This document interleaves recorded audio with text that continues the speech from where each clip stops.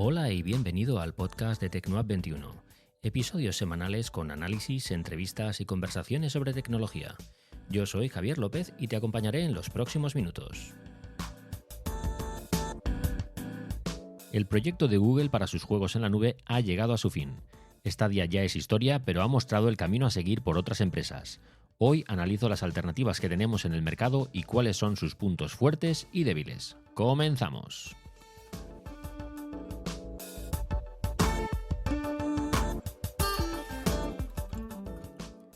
Si algo ha evolucionado en la última década, eso es el tema de los videojuegos. No solo porque hayan entrado nuevas tecnologías en escena, como las propias de la realidad aumentada y la realidad virtual, sino porque las opciones del juego alojado en la nube se han perfeccionado muchísimo y ya las hemos visto desplegadas a nivel de usuario.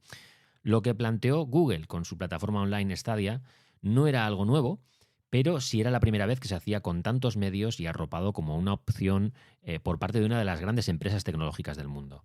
Google es un gigante cuyo buscador es prácticamente inalcanzable por la competencia e inigualable por la calidad de sus resultados. Creo que aquí pocos tendrán dudas en que Google, su buscador es realmente lo más potente que tienen y es su auténtica fuente de ingresos, ¿no? De donde le viene la mayor parte de fuente de ingresos. La principal fuente de Alphabet, que es la matriz de Google, está claro que es el buscador. Lo que pasa es que apostarlo todo a una única carta empieza a ser peligroso, incluso para un gigante como Google, porque la dependencia de un único producto o un único servicio condiciona mucho las opciones de crecimiento y además, en un momento dado, puede darse un giro en las circunstancias que haga que nuestro modelo de negocio se tambalee. Esto parece que puede ser así para Google si la Unión Europea y la Comisión Reguladora en Estados Unidos, con el tema de las cookies y el tema del acceso de los datos, de la privacidad de los datos, hace que, digamos, Google empiece a perder cierta relevancia con la fuente de ingresos que le supone la publicidad a través de su buscador. Con lo cual, todas las empresas grandes tienen que apostar por diversificar sus fuentes de ingresos hacia ramas complementarias del sector en el que se mueven. Es raro que salgan mucho de ahí.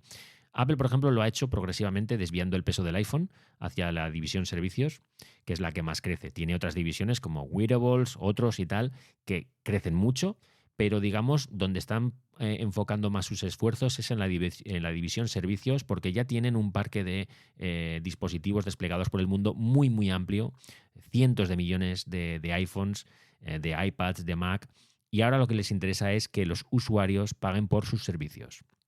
Microsoft hizo algo parecido hace unos años al entrar Satya Nadella como CEO, porque intentó desviar el peso que suponía la venta de software a particulares y empresas, con Windows a la cabeza, hacia servicios, sobre todo enfocados en la nube y también para empresas, ¿no? Es decir, el Office 365 y el vender quizás un software más empresarial, más una solución para empresas, que no el típico software que ya viene instalado en el PC que tiene cualquier usuario en su casa. Eso era un modelo más de los 80 a los 90 y ahora Microsoft está enfocada sobre todo en servicios para empresas. Amazon, 3/4 de lo mismo. Empezó como un portal de venta online donde sus fuentes de ingresos venían única y exclusivamente por ahí, pero ahora intenta llevar parte del peso de la facturación hacia sus servicios en la nube con AWS, que es quizás una de esas fuentes de ingresos estable y referente en el sector, ¿no? Entonces, para Amazon es muy importante desviar parte de los ingresos de su portal de venta hacia otras. Diversifica mucho Amazon. También es verdad que parece que tiene muchos tentáculos y está en muchas partes. Pero digamos que los servicios en la nube, aunque no es muy característico de ellos, es algo que les está dando muchas alegrías. Y Google, bueno, pues Google juega mucho a hacer prueba-error. Sacan un montón de nuevos productos, se internan en nuevas líneas de negocio, se aventuran a lanzar servicios que muchas veces con el tiempo acaban cerrando. Ya hemos visto que, bueno, por desgracia, Stadia no ha sido el único fracaso en el historial de Google. Hay otros más notorios, pero que a lo mejor no han dado tanto que hablar como Stadia, porque en Stadia habían invertido mucho tiempo, mucho dinero, muchos recursos en crear una marca alrededor del juego en la nube. Y esto, bueno, pues les ha dejado un poco tocados. Pero además es que, bueno, desde Google han sabido, por otro lado, dejar un buen gusto de boca a los jugadores que apostamos y que gastamos nuestro dinero en Stadia en su día, porque lo que han hecho es devolvernos todo el dinero de las compras de software y de hardware. Es decir, todos los juegos, todos los mandos, todo lo que nos hemos gastado en Stadia, nos lo han devuelto. Con lo cual, al final, hemos estado prácticamente jugando gratis durante 2 años, algo que, por un lado, es muy beneficioso para la imagen de Google, que te permite pensar que, bueno, pues si invierto en comprarme un producto de Google o un servicio de Google, no me van a dejar tirado sin al menos darme una compensación a cambio, ¿no? Esto no tiene por qué ser necesariamente así, pero al menos es la sensación que nos ha quedado a los jugadores de Stadia, ¿no? Que no nos han dejado tirados. Y por otro lado, deja buen sabor de boca en cuanto a lo que representa el juego en la nube en sí, ¿no? Porque hemos podido comprobar con estos años de Stadia que el juego en la nube está a un gran nivel técnico y que ha demostrado que es una realidad sobre la que merece la pena apostar. Con lo cual, mm, esto ha abierto el camino a nuevas opciones que ya estaban en el mercado, pero que ahora se van a afianzar. Y ahora es donde viene la pregunta, ¿no? La gran pregunta. ¿Y ahora qué? Porque efectivamente Google Stadia ha muerto, pero hay alternativas, ¿no? Ya las había antes que convivían con Google Stadia, pero ahora evidentemente van a adquirir más relevancia. Más que nada porque todos aquellos jugadores que ya hemos probado el juego a la nube y nos ha convencido y realmente es a lo que queremos aspirar, no queremos volver a tener una consola física, un armatoste debajo del mueble del salón, y no queremos gastarnos 600, 700 euros en una consola para luego gastarnos 70, 80, 90 euros en un juego, más otro juego, más el mando. Es que al final son cientos o miles de euros invertidos para jugar. Entonces, si Stadia lo que nos ha demostrado es que tú te compras directamente el mando y el mando a lo mejor ya te permite jugar porque viene con un juego incluido y ya directamente puedes jugar con un desembolso muy bajo de dinero y los juegos son iguales, exactamente iguales o muy, muy, muy, muy similares a los que tendríamos en una consola física, es decir, son juegos AAA, son juegos con un nivel gráfico muy alto. Es que Stadia ha demostrado muchas cosas, que no hace falta invertir en hardware y que el software, pues que el hardware lo va a poner la empresa, es decir, lo va a poner, en este caso lo ponía Google, pero lo puede poner Microsoft o lo puede poner Nvidia o lo puede poner cualquier marca. Ese hardware lo van a actualizar ellos, esos servidores los van a poner ellos y nosotros vamos a pagar por jugar. Básicamente vamos a pagar por jugar. ¿Cuáles son ahora mismo las alternativas que hay en el mercado? Bueno, el juego en la nube yo creo que pasa sí o sí por Microsoft y su opción de xCloud. Ese híbrido que tienen entre Xbox y la nube. Sí que es cierto que Microsoft sigue apostándolo prácticamente, no todo, pero sigue apostando mucho por las consolas físicas, por el juego físico y por que tengamos pues sus mandos, sus consolas y sus dispositivos. Pero también es verdad que una consola de Microsoft, una Xbox, sobre todo con la última serie que sacaron, la X, ya no es solo una consola, no es solo una consola. Hace tiempo que ya no son solo consolas, son centros multimedia para el hogar, pero digamos que podríamos entender la Xbox como un gran PC que tenemos debajo debajo de la televisión y en el cual podemos desplegar un navegador, podemos tener internet para navegar por la tele, podemos jugar, evidentemente, tenemos un centro de ocio multimedia con películas, series y demás, tenemos un disco duro pues prácticamente de 1 tera, con un servidor también para fotos, para música.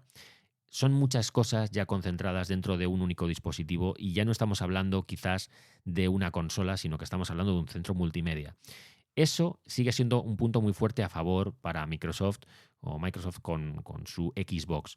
Pero si nos centramos solo en lo que es la nube, la opción que ofrecen con xCloud sigue siendo brillante porque sí que es cierto que van a empezar a desvincular un poco lo que es el producto físico de la consola respecto a lo que es el juego en la nube. Y ahí es donde se abre un abanico de posibilidades muy bueno para los jugadores que en un momento dado, meramente con suscribirse a su servicio de xCloud, van a poder jugar a un montón de juegos de catálogo, van a poder comprar otros, como si estuvieran en un PC jugando con Steam, y van a tener esa posibilidad, ¿no? del juego en cualquier lugar, ¿no? De llevarte el mando y poder jugar en cualquier sitio con tu suscripción a xCloud.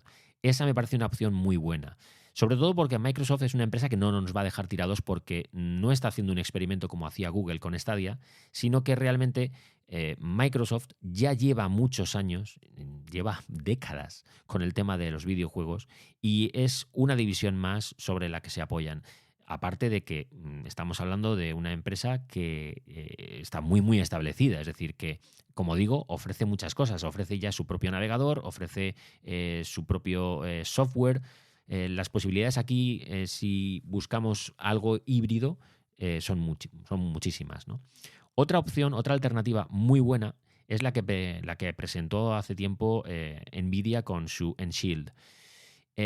Aquí lo que tenemos es al fabricante de hardware, a Nvidia, y lo que tenemos es su servicio de juego en la nube que es GeForce Now.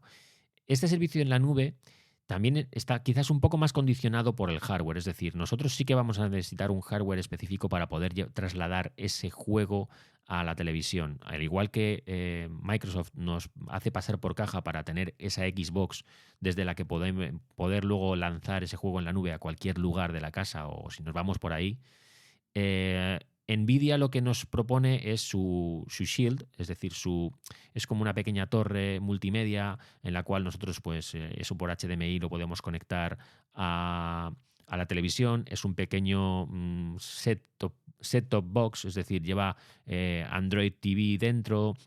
Es un pequeño reproductor de Android TV en el que podemos instalar juegos, aplicaciones y demás. Y además nos da acceso a su portal de juego online, que sería GeForce Now, que sí que sí es quizás el mayor referente en lo que es juego en la nube si sacamos a Steam de la ecuación. Y hablando de Steam, es quizás la otra gran alternativa. Bueno, Steam, para aquellos que no lo conozcáis, es un servicio de suscripción online por el cual desde un PC, desde cualquier PC o Mac, nosotros podemos acceder a un catálogo de juegos para comprar juegos y alquilarlos, comprarlos y tener una suscripción en la cual nosotros podemos llegar al software a juegos de muy alta calidad, ¿no? Esto estaba únicamente ligado a PCs y a escritorio y era para gaming, otro tipo de gaming. ¿Qué ocurre? Que también tenemos opciones de llevar Steam a la televisión con pequeños dongles o, bueno, quizás más que con un dongle, con otro set-top box, ¿no? Es decir, el concepto del set-top box es el de esta pequeña microconsola que dentro encierra diferentes opciones, encierra un Android TV o encierra un hardware específico desde el cual nosotros vamos a poder lanzar videojuegos que hayamos alquilado o comprado, vamos a poder acceder a las plataformas de videojuegos en la nube y, por supuesto, pues tiene otros extras como es sin duda el tema del acceso a las plataformas de streaming, tanto Netflix como HBO, Disney Plus, como Spotify o Apple Music. Es decir, que podemos convertir el salón en un centro también multimedia. Este tipo de set-top box, Apple tiene el suyo con el Apple TV Plus, y Amazon tiene el suyo con el Fire TV o el Cube. Este tipo de set-top box están sobre todo enfocados ahora mismo al consumo de contenidos, no tanto a hacer streaming de videojuegos en la nube y que nosotros podamos jugar en la televisión. Sí que es cierto que hay proyectos y hay opciones para convertir estos set-top box en auténticas consolas, pero no nos van a competir de igual a igual con una Xbox o con una PlayStation si no hay de por medio una plataforma de videojuegos en la nube al más puro estilo de Google Stadia que nos permita hacer un streaming sin lag, sin retardos, ¿no? Un streaming de videojuegos de alta calidad en la televisión. En el momento en el que estas plataformas como Steam o xCloud o GeForce Now se puedan reproducir sin ningún tipo de lag ni de problema en una televisión de un salón, prácticamente sin nada, sin ningún intermediario, sin que tenga que haber una consola, sin que tenga que haber este set-top box del que os hablo, sino quizás un dongle, un conector HDMI para hacer una pequeña conexión a los servidores de GeForce Now o a los servidores de xCloud o a los de PlayStation, en ese momento estaremos entrando en una nueva dinámica del juego. Lo que pasa es que, claro, dar ese salto para las empresas de esta industria es muy complejo porque estás limitando estamos abriendo varios melones. Por un lado está el de la venta del hardware. Ese hardware, esas consolas, que a día de hoy no es que sean especialmente lucrativas, este negocio, el de vender las consolas como tal, no pierden dinero, ni Sony pierde dinero con sus PlayStation, ni Microsoft pierde dinero vendiendo sus Xbox, pero no se ha destacado como el negocio del siglo. Es decir, el negocio de Sony y de Microsoft no está en vendernos la consola, sino en que nosotros compremos luego los juegos y nos suscribamos a sus servicios. No olvidemos que al final Sony y Microsoft lo que quieren es que pasemos por caja con esa suscripción mensual de 10, 14, 15 euros mensuales para acceder a un catálogo de videojuegos y luego esos royalties dividirlos o repartirlos entre todas aquellas, digamos, licencias o juegos que hemos alquilado o que hemos usado durante ese mes, ¿no? Lo que pasa aquí es que, claro, como digo, cambiar ese modelo de negocio es muy complejo, porque estamos obligando a los desarrolladores, a los creadores de esos videojuegos, a que generen un nuevo estándar que hoy en día es viable. Es decir, hoy en día podemos comprarnos un videojuego físico en un Blu-ray o podemos descargarlo, porque las consolas ya nos lo permiten, descargar en estos discos que tienen internos de 1 terabyte o de 500 gigas, descargarnos el videojuego y jugar, digamos, con el juego digital. De hecho, tanto Sony como Microsoft tienen su versión digital de sus consolas para que no tengamos que estar comprándonos los discos y, bueno, dependiendo del soporte físico. Si ya hemos dado el paso en el que podemos tener los juegos en digital, si ya hemos dado el paso en el que podemos tener los videojuegos en una plataforma, en unos servidores externos a nuestra consola y que nuestra consola simplemente sea el punto de conexión entre nuestra televisión y los servidores de Microsoft, o en este caso pues, puede ser de Ubisoft, de EA Sports o de cualquier gran estudio de desarrolladores. Bueno, si ya hemos dado ese paso, ¿qué es lo que nos falta? Bueno, lo que nos falta es convencer a los pequeños y medianos estudios para que cambien su modelo de negocio y permitan tener todos sus juegos tanto en físico como en digital. Y el segundo paso es convencer al jugador para que se pase a este modelo y no deje de pasar por caja.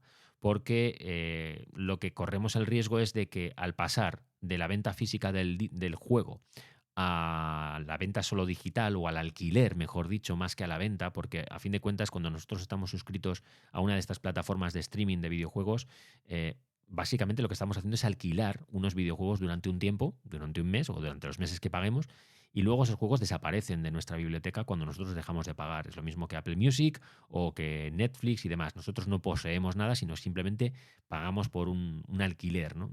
Podríamos decirlo para entenderlo llanamente. Claro, todo esto, como digo, es un cambio de modelo de negocio que no se da de la noche a la mañana y que se hace progresivamente, pero que conlleva de ciertos sacrificios. Es decir, hay ciertos intermediarios que en el camino van a morir si hacemos esta transición.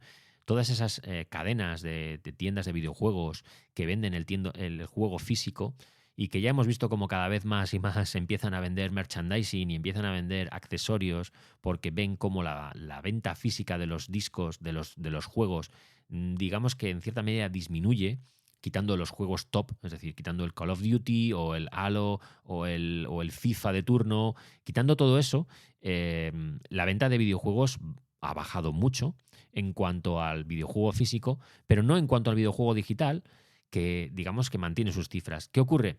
Que todo esto, como digo, es un cambio que se hace progresivamente y es un cambio que no va a ser fácil para la industria, sobre todo en una época como la actual, con la crisis de por medio.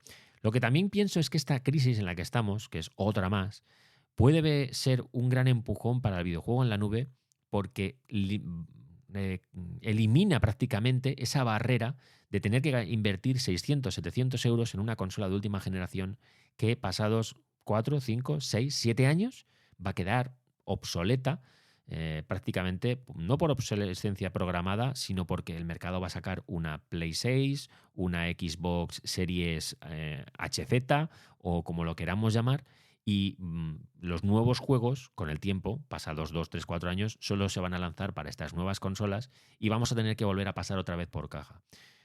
Bueno, yo hace tiempo que me bajé de este carro, pero los jugadores que son habituales tienen la Play 1, la 2, la 3, la 4 y la 5 en su casa. Y Xbox, 3/4 de lo mismo. ¿Cada cuánto tenemos que gastarnos 600, 700, 800 euros en un hardware que se nos va a quedar obsoleto? Bueno, habrá que ver exactamente hasta dónde se puede exprimir la gallina de los huevos de oro, que es ahora mismo el mundo de los videojuegos, que factura auténticas salvajadas y barbaridades. Hemos visto cómo hay ciertos videojuegos o ciertas propuestas como la realidad aumentada o la realidad virtual, sobre todo la realidad virtual, con los cascos de realidad virtual que han sacado diferentes empresas, no han cuajado, no han triunfado. Ni Meta lo ha conseguido con las Oculus cuando se quedó con el hardware, ni tampoco lo ha conseguido Sony, que tiene historia con la PlayStation y realmente podría haber conseguido que sus VR, o sea, las PlayStation VR, hubieran calado en el mercado. No ha calado porque realmente este tipo de juego es muy, y es una palabra que empiezo a cogerle un poco manía, muy de nicho. Cada vez está muy acotado el juego a la realidad virtual y parece que va a seguir así porque es algo que no ha acabado de encajar quizás con el estilo de juego continuo de un jugador muy, muy, muy habitual. Eso me hace plantear que el juego en la nube, a pesar de Google Stadia, sigue estando muy vivo, sigue siendo una alternativa. Empresas como Google lo vieron y apostaron por ello, no han desechado 100% la idea, creo que van a vender parte de lo que han conseguido para que otras empresas puedan cosechar éxitos. Creo que Amazon Luna no lo veremos desplegado a nivel de usuario, creo que se va a quedar en un proyecto que no va a llegar a término. Pero sí creo que Microsoft con xCloud, GeForce Now, que lo está haciendo muy bien, o Steam, que es una empresa consolidada, pueden llevar sus propuestas todavía más lejos y vamos a ver cómo estas tres son las que se van a comer el 2023. Seguramente sin ningún problema, porque ahora mismo sin Stadia de por medio, pues el que ya ha probado el juego en la nube y solo quiere juego en la nube, tiene que apostar por esto. Claro, lo que a mí me da rabia como usuario es que si yo quiero meterme ahora en GeForce Now o si quiero usar xCloud, tenga que comprarme un hardware. No me valga con esos mandos que están ahora en un cajón de Google Stadia que tienen la tecnología para poder para poder conectarme con un Chromecast Ultra y no poder seguir usando ese hardware para darle el servicio que tenía de videojuegos. El mando de Google Stadia, los que tengáis mandos de Google Stadia, el Stadia Controller, lo podéis seguir usando como un mando vía USB a través del cable y lo podéis conectar y sin problema, ¿no? Porque eso podéis jugar en un PC sin problema. Pero lo que queremos hoy en día es estar sin cables, sin conexiones y cuanto más inalámbrico y cuanto más online mejor, ¿no? Entonces aquí me parece que faltan propuestas y que falta... creo que todavía hay sitio para que entre un actor más y revolucione un poco más las cosas. Puede ser incluso que nos llevemos una sorpresa y Apple este 2023 abra su tienda de aplicaciones a terceros, permita que haya otras tiendas de aplicaciones que vendan software, que vendan servicios. Incluso podríamos ver un 2023 con un Apple TV reconvertido en el cual podamos ejecutar videojuegos AAA, porque podamos ver una tienda de Steam o podamos ver un GeForce Now o podamos ver un xCloud ejecutado en un Apple TV. Eso se podría dar y sería, desde luego, todo un golpe sobre la mesa. Quizás no matando su propia Apple Arcade, sino como algo complementario. Evidentemente, el jugador de Apple Arcade no es habitualmente el jugador de Xbox o de PlayStation. Creo que pueden convivir ambas cosas, pero sería interesante ver qué ocurriría si Apple se metiera de lleno en este jardín. Eso es algo que, bueno, está por verse y desde luego yo tengo muchas ganas de ver qué ocurre este 2023 con el juego en la nube, porque me parece que hay muchas opciones muy interesantes.